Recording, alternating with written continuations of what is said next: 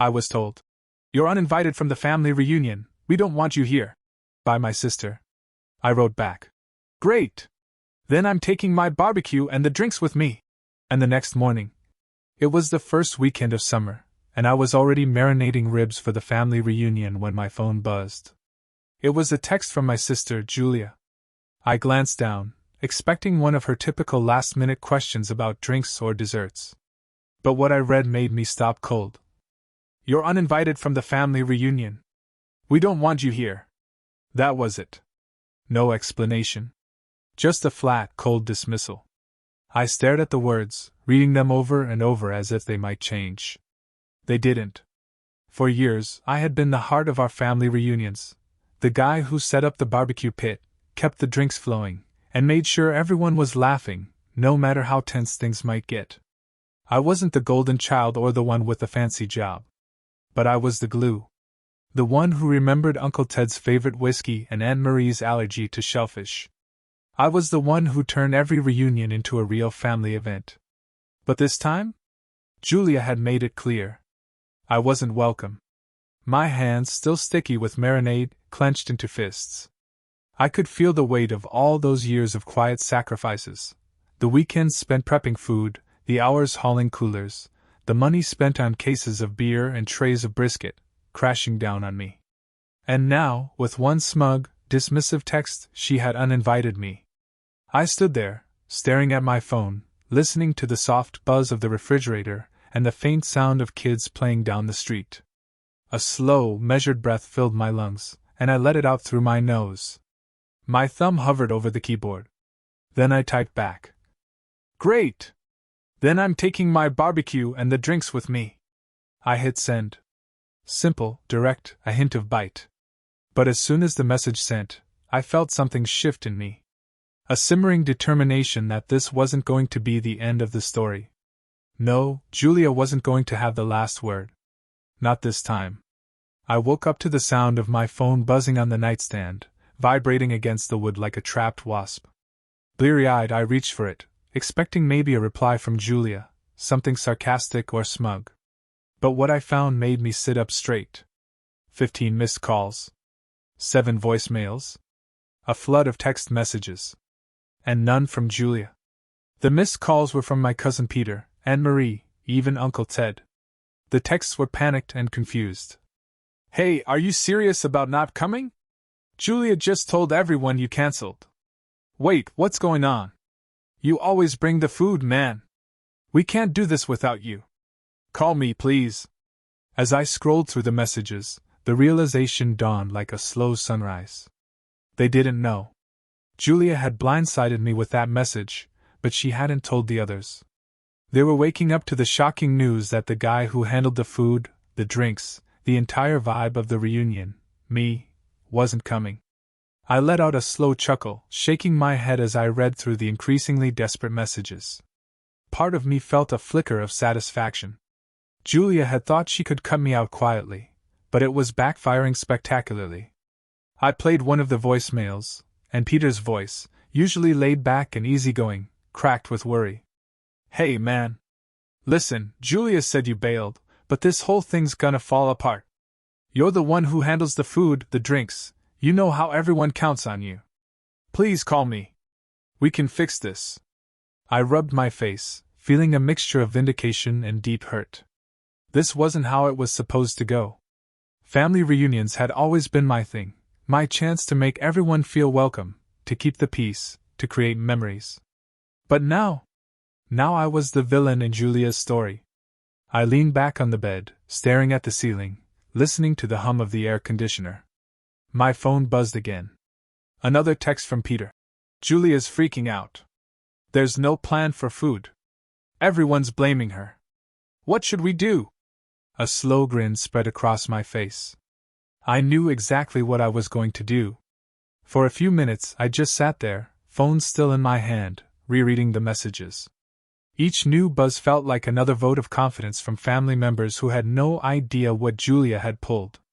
And every, please call me, or, we can't do this without you, fed a growing, delicious sense of power. I could have called Peter back. I could have smoothed things over, reassured everyone, and tried to salvage the reunion. But the more I thought about it, the more a new plan took shape, one that made my heart race a little. If Julia wanted to cut me out, let her. But I wasn't going to be the sad, excluded brother sitting at home feeling sorry for myself. No, I was going to take my barbecue, my drinks, my know-how, and throw a party of my own. I got up, grabbed my phone, and texted Peter back. Sorry, man. Julia said I was uninvited. I can't go where I'm not wanted. But maybe you and a few others can swing by my place. I've got everything we need for a real cookout. Almost immediately, the reply came through. Seriously? I'm in. This reunion's a mess anyway. Let me know what you need. One by one, the messages started rolling in. Cousin after cousin, uncle after aunt, people who didn't want to sit through an awkward, Julia-run disaster were ready to jump ship and come to my place. Even a few neighbors texted back when I put out feelers. Sure. Let us know what to bring. By the time I got to the kitchen to check on the marinating ribs, I was grinning from ear to ear. I wasn't just salvaging my weekend, I was flipping the whole situation on its head. This was no longer about revenge. This was about reclaiming what was mine, the role of the heart of the family, the one who brought people together not just for the food or the drinks, but because they knew with me, they'd have a good time. Julia could have her awkward, dry reunion. I'd be throwing the real party. I threw myself into preparation like a man on a mission. My backyard, which had been a quiet retreat for years, suddenly transformed into a makeshift festival ground. I set up the big smoker I usually reserved for family reunions, hauling out the marinated ribs and brisket. The scent of the spices and the promise of slow-cooked perfection filled the air, and I could already imagine the reactions of everyone who'd show up. The cooler was next, stocked with everything from classic American beers to homemade lemonade for the kids. I even texted a few of my buddies from the neighborhood, guys I'd cooked for before at smaller get-togethers.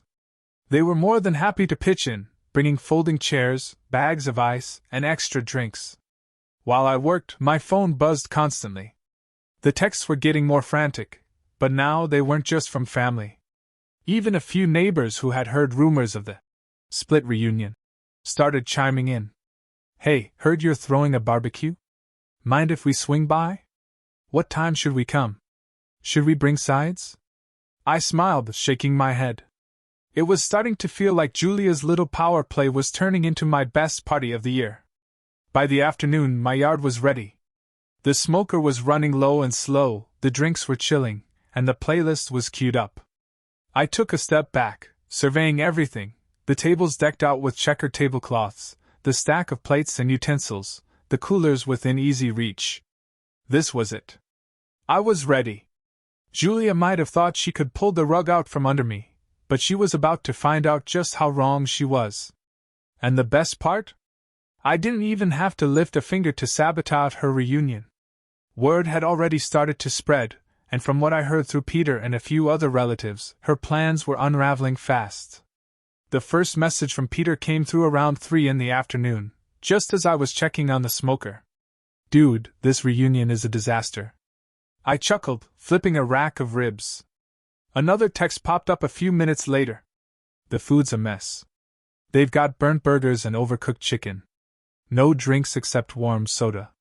Everyone's complaining. It wasn't hard to imagine. Julia had never cooked more than boxed mac and cheese in her life, and I could just picture her trying to coordinate a full barbecue. I let out a slow, satisfied breath, feeling a weight lift off my shoulders. Then came the photos, blurry shots of a lopsided buffet table with sad-looking hot dogs and a pile of charred burgers. A few selfies from cousins making exaggerated sad faces, captioned with things like, "Wish you were here." Seriously. My phone buzzed again. Peter was on a roll. Someone forgot the ice, and there's no music. Aunt Marie's trying to play something on her phone, but it's just her 80s playlist on loop. I nearly dropped the tongs laughing. My backyard was alive with sizzling meat, the clink of ice in glasses, and classic rock filling the air. Meanwhile, their reunion sounded like a scene out of a sad sitcom. Then I got a call. It was Peter. I picked up, wiping my hands on a towel. Hey man. I said, trying to keep my voice casual. Dude, you're missing it, Peter said, half laughing. Julia is losing her mind. She tried to act like everything's fine, but people are leaving. They're heading to your place. She's furious. I glanced at my yard, now dotted with folding chairs, groups of friends and family chatting and sipping drinks, and kids running around playing tag. Tell them they're welcome, I said with a grin. The real party's here. Peter's laugh echoed through the phone. You're a legend, man. We'll see you soon. I hung up and took a long sip from my lemonade, feeling a deep, satisfying calm settle over me. The best revenge wasn't loud or dramatic. It was watching everything I'd built flourish while her plan fell apart. Not long after Peter's call, the first wave of family started trickling into my backyard. They arrived with awkward smiles, offering plates of sides and desserts as if they needed to apologize for being there. I greeted them with a warm grin and a wave of the tongs, flipping the ribs to let them see the caramelized crust forming on the meat. You made the right choice, I said with a wink, handing a beer to one of my cousins. The reunion's here now. Within an hour, my backyard was buzzing with life. Folding chairs filled up, and the smell of barbecue drifted over the fence, probably taunting Julia from across town. Peter showed up with a couple of his buddies, carrying trays of hastily packed up food from the failed reunion, stale chips, a couple of unopened packs of hot dogs. We figured we'd bring these for the kids to roast on the fire pit later, Peter joked. Not that anyone's going to want them after tasting your ribs.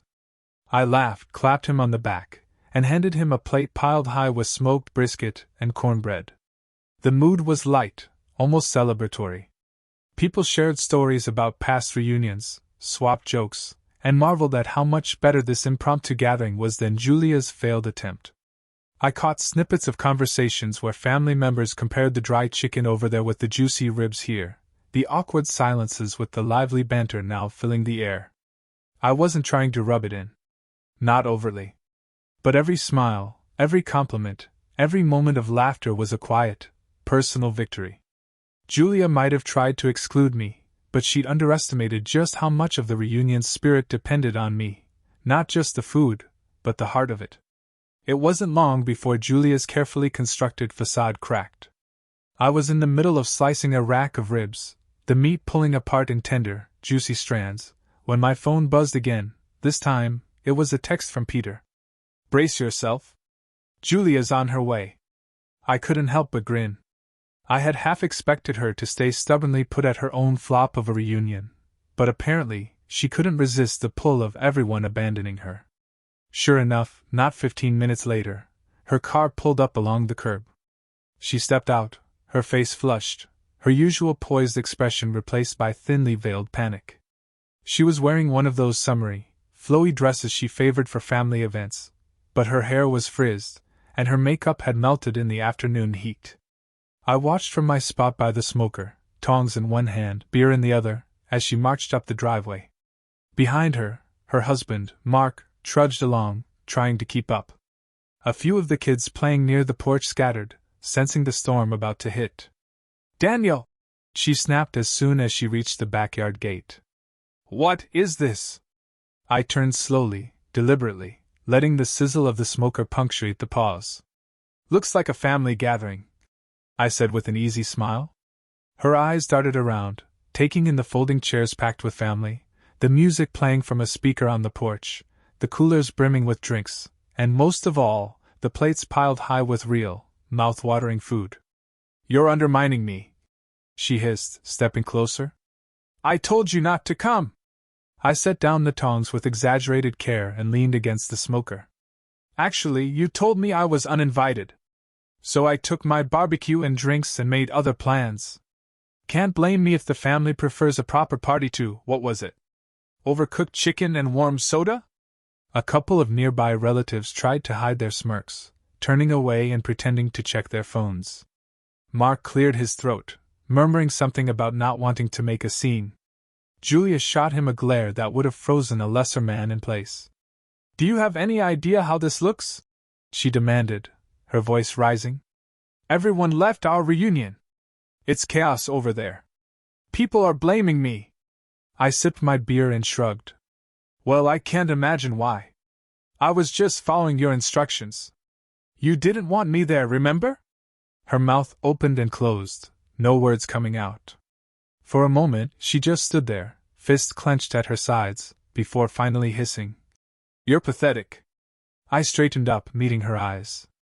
Maybe. But at least I'm not the one left with a pile of burnt food and an empty backyard. The silence that followed was broken only by the distant sound of laughter from the family, the clink of glasses, and the sizzling of the ribs on the smoker.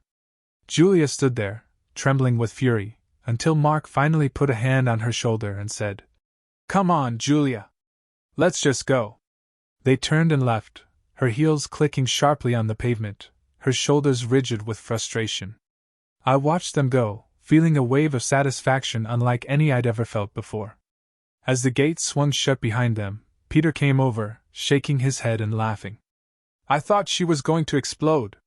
You handled that like a pro." I shrugged, finally letting the grin break across my face. "I didn't have to do anything. She did it all herself." The party continued, livelier than ever now that the drama had peaked.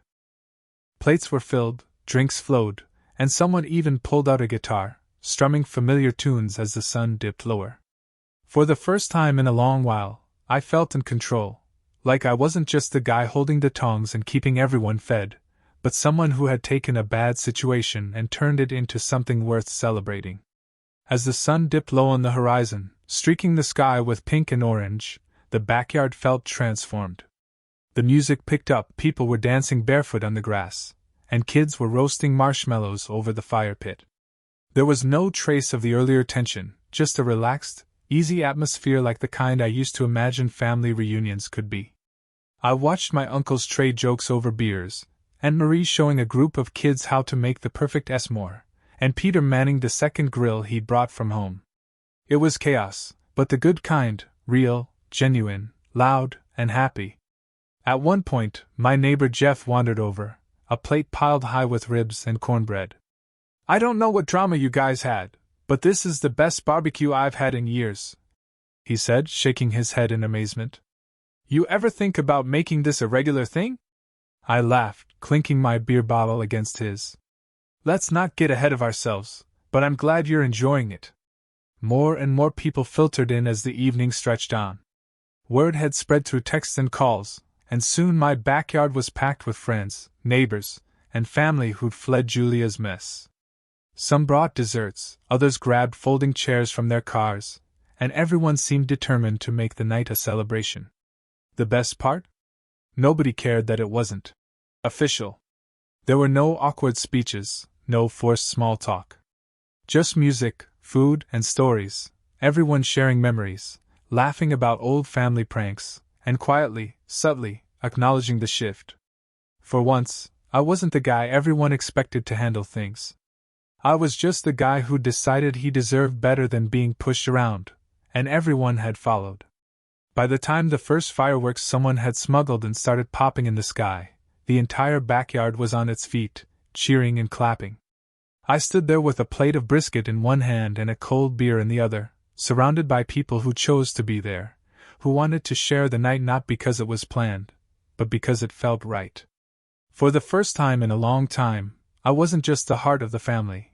I was the one who reminded everyone what family was supposed to feel like. The backyard was buzzing well into the night. Laughter mixed with the crackling of the fire pit, the low hum of music, and the distant pop of fireworks. I stood off to the side for a moment, just taking it all in. There was something surreal about it. The way everyone had come together so easily, how the absence of formal plans made everything feel more genuine. I watched Peter leaning against the cooler, telling a ridiculous story that had half the group in stitches. Aunt Marie was wiping her eyes from laughing so hard, while a couple of my cousins were teaching the younger kids to dance under the string lights we'd hastily hung around the yard. It hit me then, standing there with a plate of ribs in one hand and a beer in the other, just how much of this had happened because of me, not because I wanted revenge, not even really because I was trying to make a point. I had simply refused to let Julia's pettiness dictate my weekend, and by doing that, I'd given everyone else a choice. They chose me. They chose to leave her awkward, stiff, dry burger reunion and come here, to the guy who always kept the barbecue going, who made sure everyone was laughing, who remembered which kids didn't like ketchup and which adults preferred whiskey over beer. And for the first time, I realized it wasn't just about the food or the drinks or the jokes. It was about the feeling. The feeling of being welcomed, of being part of something, of knowing that no matter how chaotic life got, there was a place where you belong. That's what I'd been giving them all these years. I wasn't just the guy manning the grill. I was the glue. And tonight that glue had pulled everyone together in a way Julia never could. As I stood there, watching everyone mingle and laugh, I felt a wave of calm wash over me. For the first time in a long while, I wasn't scrambling to fix everything, wasn't bending over backward to make sure no one was upset or disappointed. I had simply let things fall into place, and they had. That's when Peter walked over, handing me a beer and clinking it lightly against mine. "Man," he said, looking around. "You did good." I gave a half-smile. "I didn't do much. Just fired up the smoker." Peter snorted. "That's not it. You made this happen. You always have." Julia never got that. She thought it was about control, about having the spotlight. But you get it. It's about making people feel welcome. Making them feel like they belong. I stared down at my beer for a moment, thinking about all the reunions before, all the times I'd worked myself to the bone to make sure everything went off without a hitch. And how little it had mattered to some people, Julia especially. But now, looking around at the laughter, the full plates, the genuine smiles, I realized it had always mattered. Just not in the way I thought. "I guess I'm done playing peacekeeper," I said, more to myself than to Peter. He grinned. "About time. Let her clean up her own mess." The fire pit flared, illuminating faces lit with laughter, and the air smelled like hickory smoke and grilled meat. For the first time in years, I felt completely at ease, surrounded by people who chose to be there, not out of obligation, but because it felt like home.